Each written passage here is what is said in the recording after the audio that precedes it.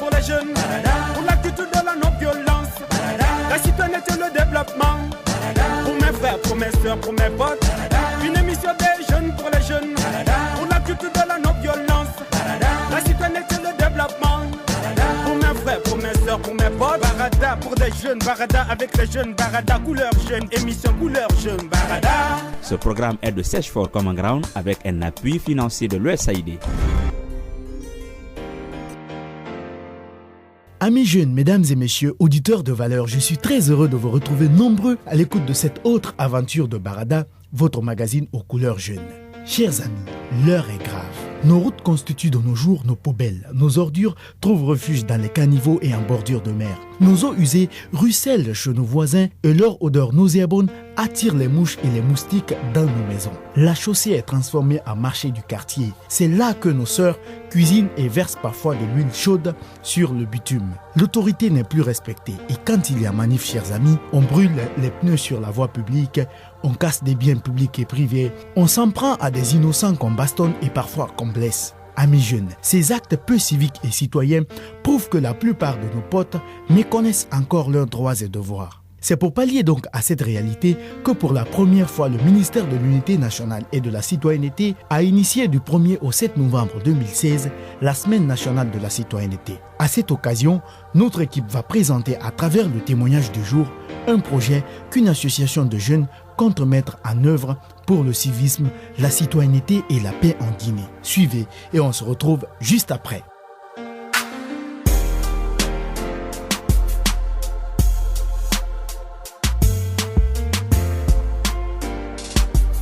Je suis Fadiga Abdullah, le président de l'Association nationale pour la paix ANP Guinée. Par rapport à cette semaine de la citoyenneté, notre association dénommée Association nationale pour la paix, nous œuvrons d'abord pour la citoyenneté. Nous sommes mis à la tâche en mettant en place un projet qu'on a soumis au ministère de la citoyenneté. Et tout de suite, on a recruté et formé 35 animateurs par rapport à la citoyenneté et au civisme. Donc, ils vont animer des théâtres participatifs, expliquer aux citoyens l'importance de la citoyenneté, ce que cela peut apporter au pays. Ils vont distribuer des flyers, mais aussi des affiches, informer réellement les citoyens dans la langue du pays, comment les jeunes doivent se comporter face à la citoyenneté. Alors, nous projetons dans l'avenir installer des stands sonorisés dans les lieux les plus fréquentés, comme le stade du 28 septembre. Ensuite, d'autres animateurs seront dans les quartiers pour sensibiliser les citoyens comment il faut se comporter, ce que cela peut apporter au pays. Voilà ce que nous comptons faire.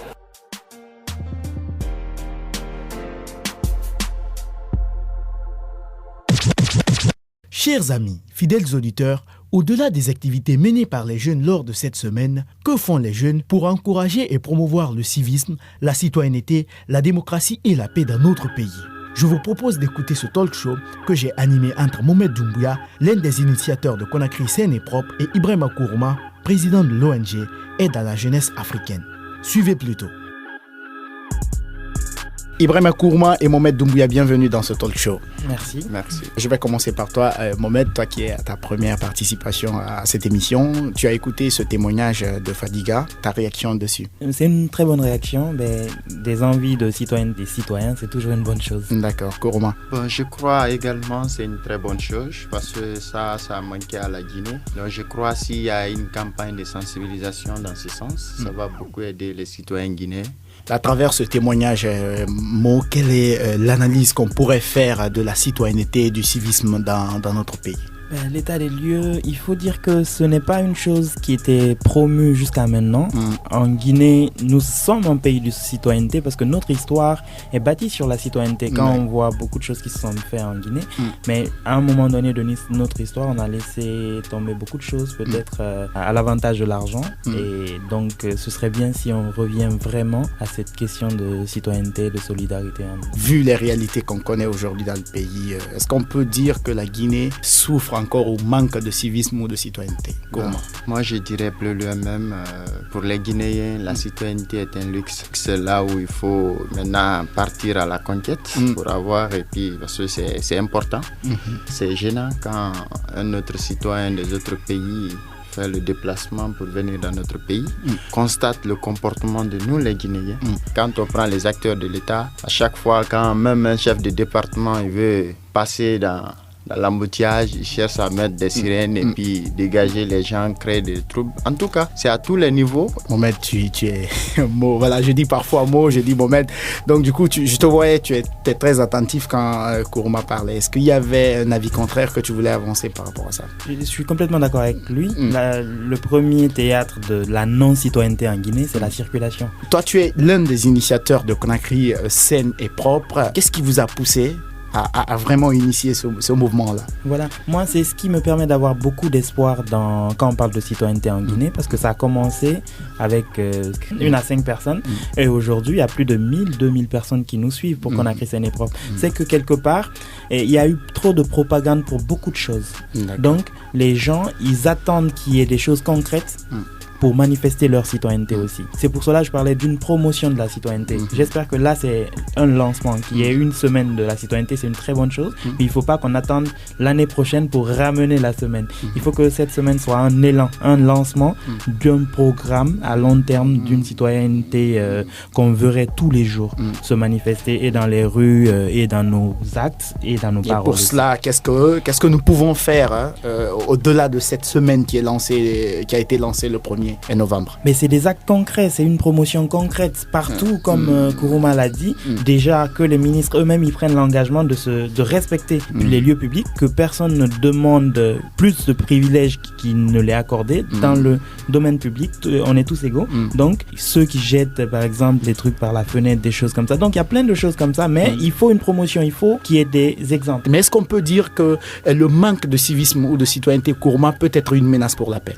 Bien sûr. Aujourd'hui, par exemple, si nous prenons un jeune qui ne connaît pas son droit et son devoir, je crois qu'il n'est pas un bon jeune. D'accord. Et le problème en Guinée, c'est cela. Quand on prend les Guinéens dans sa généralité, même le responsable, il ne maîtrise pas déjà la constitution. Mais à ton avis, Mohamed, qu'est-ce qui est à la base de cela? Je pense que c'est une culture de l'argent, d'abord avant tout, une culture de l'égoïsme qui a été vraiment promue à la place d'une culture de solidarité. La solidarité, c'est le 3e mot dans notre devise, donc il faut vraiment s'appesantir dessus. Tout à l'heure, tu parlais de menace à la paix.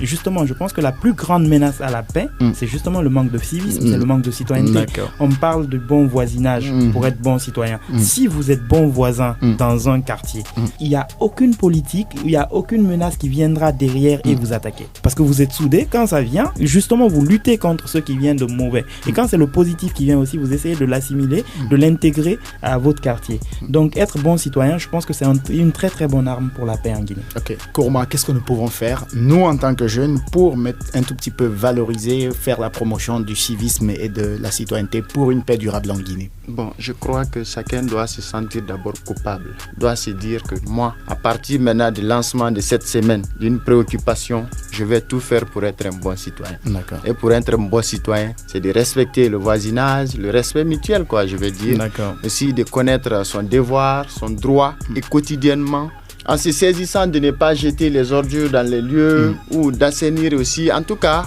la sensibilisation aussi, la propagande de la citoyenneté va beaucoup aider. Mohamed, des pistes de solutions.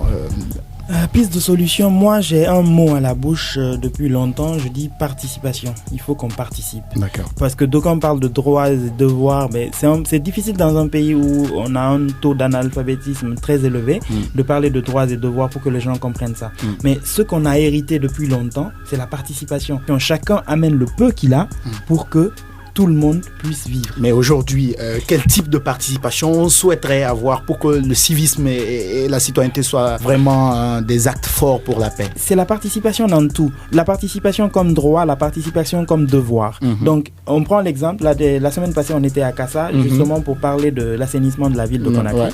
On n'a pas attendu un franc de quelqu'un d'autre pour venir. On a payé la barque, on est parti, on a fait notre réunion. Tu as le droit et le devoir de participer au bien de ta nation. Donc, tu dois mettre, même si c'est 100 francs que tu as, je pense que si nous, on participe, on poussera l'État, les dirigeants à participer forcément. Donc, justement, chacun doit pouvoir apporter quelque chose. D'accord. Et les trucs de communication, tout, il faut de la communication proche. Il faut que ce soit de la communication de proximité. Les flyers, de bouche à oreille, venir vers la personne, communiquer directement à la personne, devant la personne. Merci Kourouma de passer dans ce talk show. Ok, merci. Merci Mohamed Doumbouya. Merci beaucoup Vicky. Cher poteau, dernier virage de cette émission de la semaine. Dans cette rubrique Avis de l'expert, la principale question est de savoir qui est bon citoyen pour une paix durable. Pour la répondre, nous avons rencontré pour vous Aboubacar Silla, secrétaire administratif de la plateforme des citoyens unis pour le développement en abrégé PECUD. Suivez. Monsieur Silla, bienvenue dans Barada. Merci, monsieur. Ouais, vous avez écouté les 2 premières rubriques de cette émission. Globalement, quelle analyse en faites-vous? L'initiative du ministère de la Citoyenneté pour organiser toute une semaine nationale sur la citoyenneté et la paix est une initiative à saluer parce que lorsqu'on fait un peu le constat, on se rend compte que c'est alarmant. La Guinée est malade. Il faut ajouter que la responsabilité est collective. Lorsque vous prenez l'État fait semblant pour dire que c'est moi la puissance publique, mais en réalité rien n'en est. D'accord. Et tout le monde fait semblant en fait d'éduquer ses partisans à la citoyenneté alors que rien n'en est. Même la société civile, en réalité, tout le monde fait semblant. Mais en quoi cela peut être vraiment une réelle menace pour la paix? Un État de droit, c'est d'abord un bon citoyen.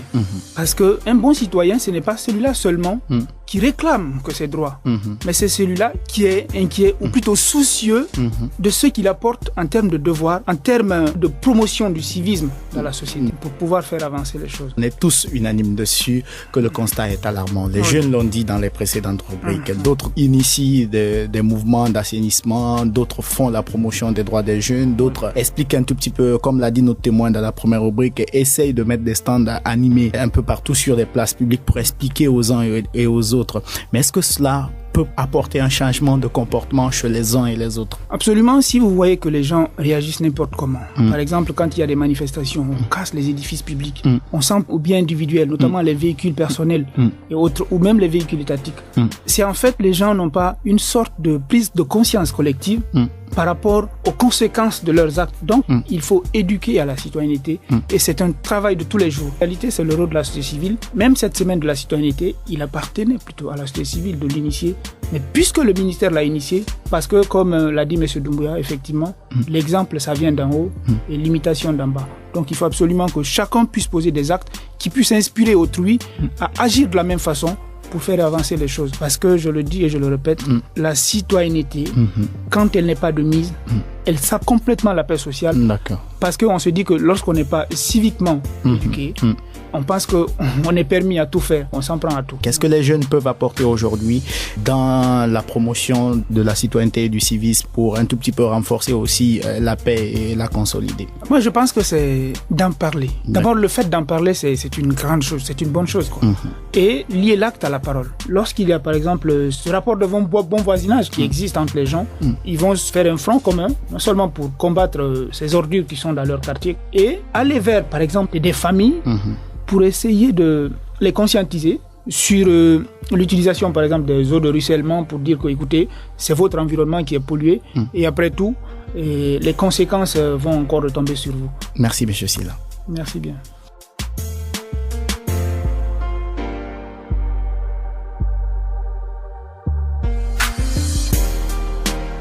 Chers amis jeunes de la Team 224, fidèles auditeurs, mesdames et messieurs, les actes civiques et citoyens sont parfois simples et nous fournissons peu d'efforts pour les faire. Ainsi, pour être un bon citoyen, remplissons nos devoirs avant de réclamer nos droits.